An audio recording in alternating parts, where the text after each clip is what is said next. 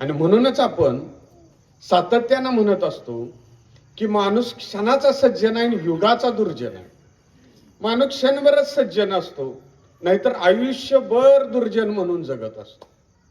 इथं असं सद्गुणाचा पुतळा असलेली एकतर महिला आहे का हो?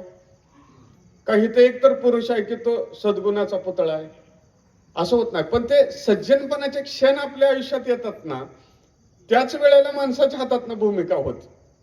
आता तुम्हाला साधं उदाहरण सांगतो.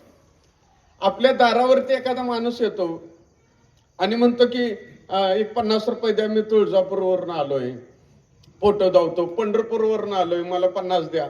आपण प्रत्येकालाच देतो का हो? प्रत्येकाला देतो का? नाही. पण एखाद्याला देतो का नाही? मग असं का घडतं? एखाद वेळेलाच देतो आणि 10 वेळेला देत नाही. मग एका वेळेला असं काय घडलेलं असतं? आता शेजारने तुम्हाला सांगितलेलं असतं स्टाफ मेंबर मध्ये, ती मॅडम तुला अशी म्हणत्या तशी म्हणत्या. मग आपण ठरवलेलं असतं ती जेव्हा काय आपल्याला मागल तेव्हा हे सगळं जुनं उकरून काढायचं. ठरवलेलं असतंय का नाही?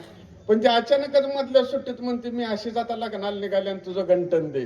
आपण लगेच काढतो आणि 2 तास झाले आपल्या लक्षात येत आलं मी तर हिला अडायची होती, नडायची होती, माझ्या हातात नाही कागद. का तर ते सज्जनपणाचा क्षण आपल्या मनामध्ये आलेला असतो.